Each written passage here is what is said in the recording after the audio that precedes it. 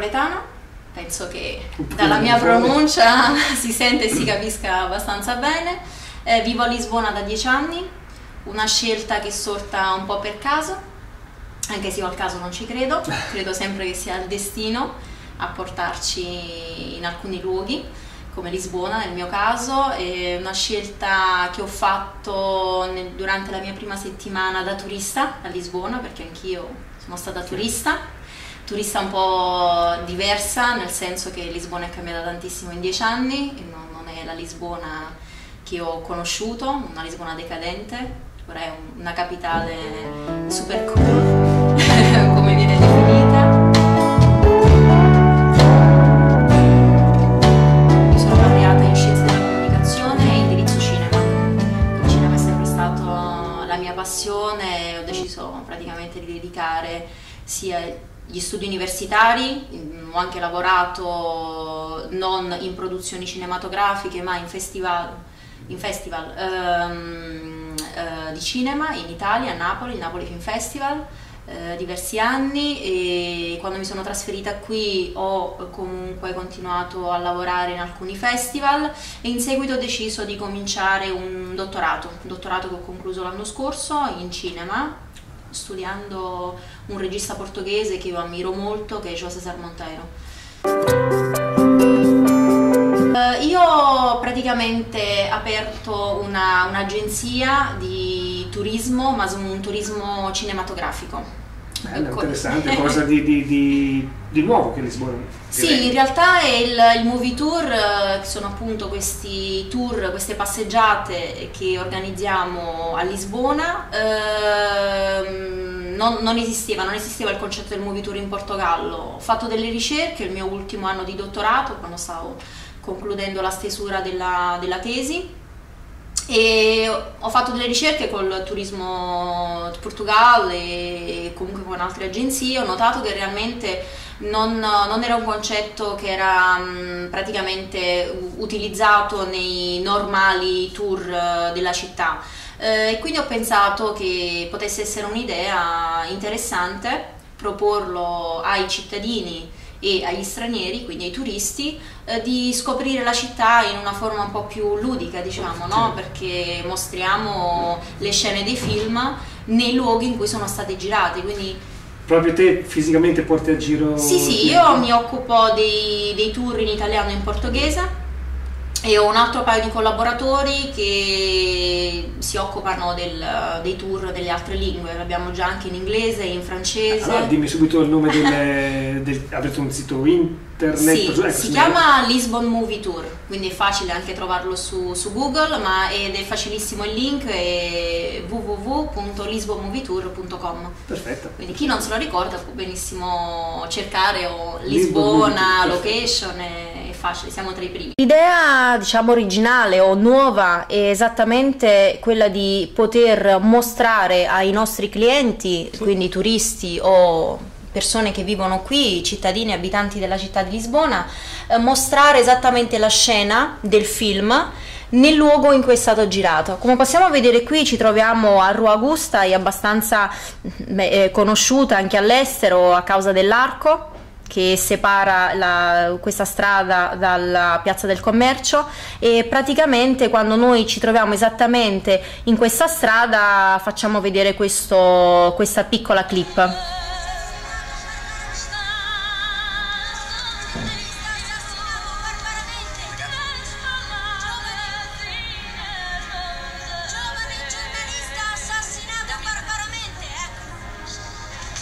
Ah, vedo un mito del cinema mondiale, direi, sì, Marcello Mastroianni. Marcello Mastroianni. Il concetto del Movie Tour ovviamente non l'ho creato io, già esiste dagli anni 90 in Europa, e i primi sono stati, uno dei primi paesi è stato l'Inghilterra ad utilizzare il Movie Tour.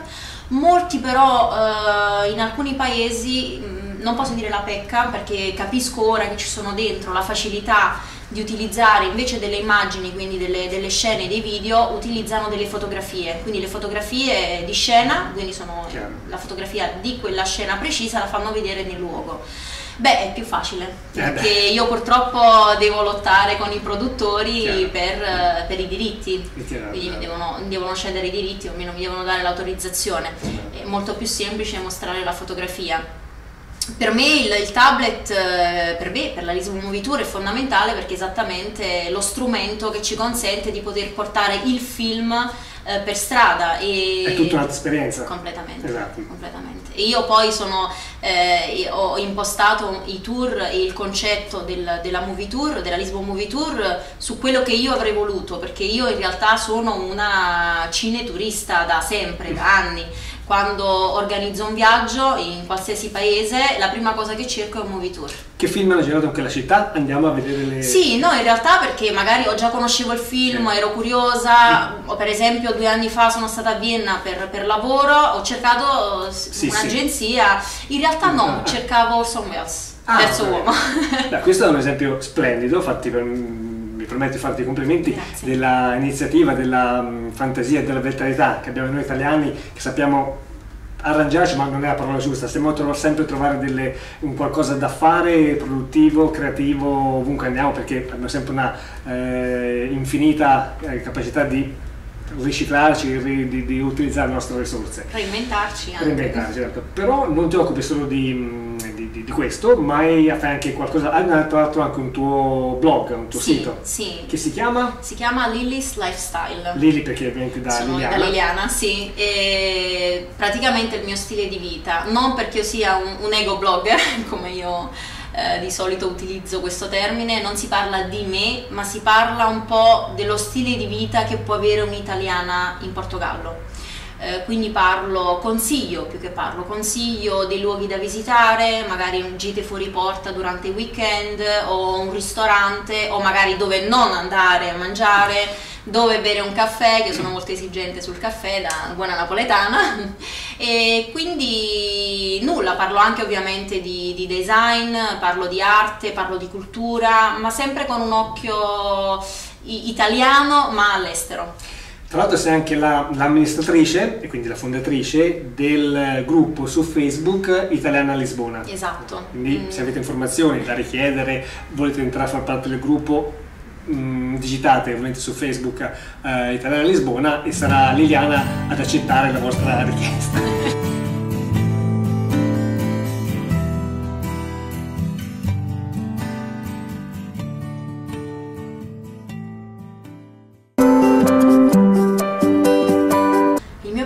Con Lisbona, come accennavo poco fa, è stato magico.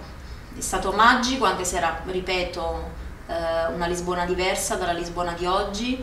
È stato magico sia a livello di atmosfera ed è stato magico perché ho ritrovato un po' della mia Napoli qui a Lisbona. Ci sono alcuni quartieri che realmente hanno molto di simile a livello urbanistico, architettonico, ma anche i portoghesi, che magari molti discorderanno con me dicendo che i portoghesi sono più chiusi rispetto agli italiani, ed è vero. C'è un primo muro da superare, ma è un muro sottilissimo, perché loro devono capire, devono inquadrare la persona, ma una volta che si entra nella loro cerchia familiare o di amicizia, sono uguali a noi, anzi direi sono molto come gli italiani del sud. Allora, parlando appunto degli abitanti di Lisbona, quali sono i tuoi difetti e i pregi degli abitanti appunto della capitale lusitana? Ma io parlo ovviamente secondo la mia esperienza e sono sempre stata accolta bene e ho sempre trovato una persona amica, ho sempre avuto degli incontri interessanti, mi hanno aiutato, faccio un esempio pratico, anche come turista, no? La prima settimana avevo a volte difficoltà a trovare alcune strade, molti portoghesi non me l'hanno solo indicata ma mi ci hanno accompagnato. E non si trova ovunque questo. Un difetto invece dei portoghesi? La lentezza. Nei tempi mediterranei forse. Ma a volte di più. Sì, la lentezza credo che possa essere uno dei difetti. Magari per altre persone la lentezza non è un difetto, però per me lo è, la lentezza e la burocrazia.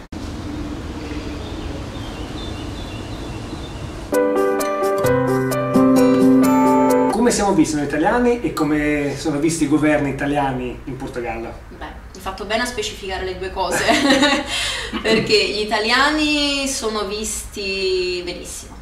Cioè, c'è penso un amore, nel mio caso reciproco, sono visti sia dal punto di vista culturale, artistico, ma non lo so, sembra quasi, esagererei a dire venerazione, ma siamo adorati, questo sì, c'è un grande rispetto. Ora i governi, siamo la barzelletta, no? Lo sappiamo, siamo la barzelletta sulla bocca non solo dei portoghesi, e con ragione, sinceramente con grande ragione.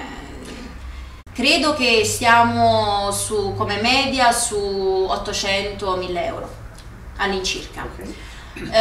Ora gli affitti devo dire che sono raddoppiati. Perché io ricordo 10 anni fa si trovava perfettamente una stanza con internet, una zona buona, stanza nuova, tutta mobiliata, quindi la persona doveva solo entrare e viverci, anche per 100-130 euro, ora meno di 350 è difficile, cioè trova la stanza minuscola, magari senza spese incluse, o magari deve stare in zone che non sono facilmente legate al centro, e quindi sono quasi triplicate. Questo però mi fa un attimo pensare che stride con la crisi che il paese sta attraversando. Crisi, quindi difficoltà a trovare lavoro, stipendi relativamente bassi, e nonostante questo gli affitti sono aumentati. Beh sì, perché il problema principale è che ora si pensa solo ed esclusivamente al turista o allo studente Erasmus che arriva, non hanno la visione dell'abitante. Perché ovviamente un abitante che può avere uno stipendio minimo e sta sulle 400-500 euro, ovviamente è impensabile che possa riuscire a pagare comunque un fitto di 500 euro, perché ormai i mini appartamenti o i monolocali, come li chiamiamo noi, meno di 500 euro è impossibile trovarli. Stiamo parlando comunque di misure, non dico alla parigina, ma... Com'è cambiata Lisbona da prima della crisi adesso che ne sta soffrendo le conseguenze? Gli abitanti, la città, gli edifici, questi sono gli risvolti pratici che si vedono nella città, e le conseguenze che la gente appunto sta subendo di questa crisi, se sto usando la parola giusta. Sì, guarda, io mi piace rispondere con che è un po' una provocazione, con l'affermazione di un tassista. L'anno scorso, una sera, mi stavo accompagnando a casa e chiedevo appunto della crisi, com'è che loro vivevano la crisi, e il tassista mi ha risposto, cito testuali parole, ovviamente traducendo, signorina, ma noi abbiamo sempre vissuto in crisi. Io credo che ha finalmente capito, è un paese che ha capito, a differenza del nostro, che non so se lo capirà mai, che si vive e si mangia di cultura e di turismo. Sappiamo, no? Le famose frasi di cultura non si mangia. Io invece dico di cultura si mangia. I portoghesi l'hanno capito bene. Posso già per esempio citare, nel mio caso io lavoro nel turismo, che quest'anno ha avuto un incremento del 15%. Parlo di turismo in generale, non parlo di numero di turisti, parlo di hotel, ristorazione, ha avuto un incremento del 14%. Perché non è poco, in un anno solo, e ovviamente stanno puntando e stanno cercando esattamente di utilizzare i fondi, anche fondi europei, per incentivare il turismo a Lisbona. Non ci dimentichiamo che qualche mese fa sono arrivate le 3 Queens, quindi le 3 navi da crociere più grandi del mondo, sono arrivate tutte e 3 insieme qui in città. Agli italiani, alle ragazze italiane che fanno fatica a trovare un loro sbocco professionale in Italia, appunto, cosa ti senti di dire alla luce della tua esperienza positiva, ottima, qui all'estero, senza necessariamente indirizzarli verso Lisbona, ma in generale? Guarda, io credo che ogni caso è un caso. Io per esempio oggi ho ricevuto un messaggio privato su Facebook, perché appunto mi identificano come amministratrice del gruppo Italiana Lisbona, e puntualmente mi fanno sempre la stessa domanda. c'è possibilità di... No, ma è giusto, certo, non sì, è una sì, critica. sì. C'è possibilità lì, abbiamo perso il lavoro, oppure siamo in cassa integrazione, tra poco avremo nulla. A Lisbona com'è la situazione? Ci consigli di venire? E io ogni volta dico, dipende, io non lo so, io ho rischiato il tutto per tutto, ma ho rischiato 10 anni fa, quando ovviamente avevo, come si usa dire, le spalle coperte, comunque vivevo in famiglia, ho fatto l'esperienza, ho detto alla fine se non va bene torno a casa. Brava. Ora io non mi sento di dire tentate il tutto per tutto, io sono una persona che tenta il tutto per tutto, lo farei ora come lo farei a 40 anni, come lo farei a 50 anni, però ovviamente io non voglio la responsabilità. La cosa ovviamente che le persone poi mi chiedono è ok, non parliamo la lingua, non parliamo l'inglese, parliamo solo l'italiano, non abbiamo esperienze di nessun tipo e io cosa posso rispondere? Esatto. È ovvio, vengono qui e poi vanno tutti rispettosamente, perché io credo che il lavoro, qualsiasi forma di lavoro è nobile, e ovviamente arrivano qui, l'unica cosa che possono fare è andare a lavorare senza citare nomi per un call center. Di Lisbona cosa ti piace e cosa non ti piace? Difficile. Cosa non mi piace? È più facile. Cosa non mi piace di Lisbona? Oddio. Ti piace tutto? Questo magari la dovevo preparare, questa domanda. E ora così su no, questo mi fa pensare che non non abbia grossi difetti la città, al di là di qualche quartiere come tutte le grandi città che magari può essere poco raccomandabile, ma quindi una città che ha più aspetti positivi che non negativi. Qualità della vita buona, clima tutto sommato buono, buon cibo, tanta storia, tante cose da vedere, quindi ecco, forse mi fa pensare che gli aspetti negativi si devono cercare con forse ora, mentre parlavi che ragionavo, credo che è una cosa che, ma ripeto, forse perché è una novità che non si aspettavano a Lisbona, è controllare il turismo. Perché per esempio quest'estate abbiamo avuto dei seri problemi per la gestione anche dei trasporti pubblici, perché non si aspettavano un flusso turistico così di massa, soprattutto con l'arrivo delle Tre Queens abbiamo avuto seri problemi di circolazione, di trasporti, quindi magari questo potrebbe essere un difetto. Liliana, fra 10 anni cosa pensi di fare? Se non è qui a Lisbona, hai intenzione di tornare in Italia, dove ti vedi da grande? Ma io spero qui, questo sì. Non ti sfiora per la mente l'idea di tornare in Italia o a Napoli? Per ora no, stai bene qua. Eliminerei il per ora. Benissimo, mi fa piacere, che vuol dire che sei contenta della tua realtà a Lisbona. Sì. No, continuo, non vorrei essere malinterpretata, continuo a dire che l'Italia ho viaggiato tantissimo e quindi lo posso dire, e continua a essere il paese più bello del mondo. Ma non perché è il mio, e quindi mi sento ovviamente legata, e lo sono, alla mia città e al mio paese, e continuo a dire che è straordinario, per quello che abbiamo non c'è nessun paese che possa minimamente compararsi al nostro, però no, viverci no, non ci ritornerei.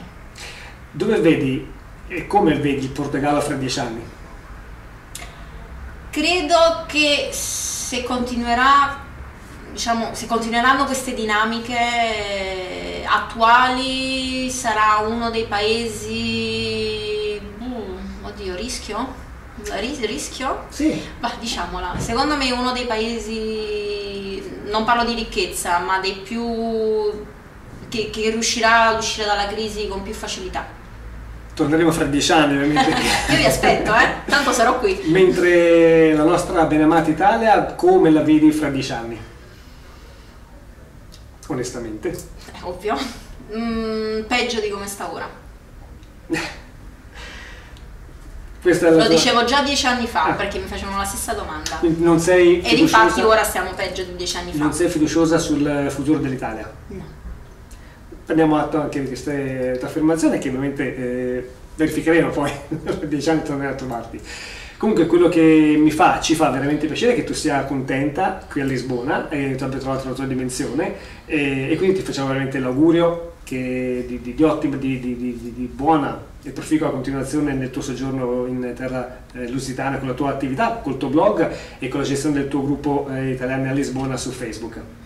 Grazie. Liliana, ti ringrazio del tempo che ci hai dedicato, ringraziamo anche la disponibilità dell'hotel Sofitel in Avenida Liberdade che ci ha dato per incontrare Liliana, quindi da Lisbona, da Liliana Alberto è tutto, grazie per averci seguito.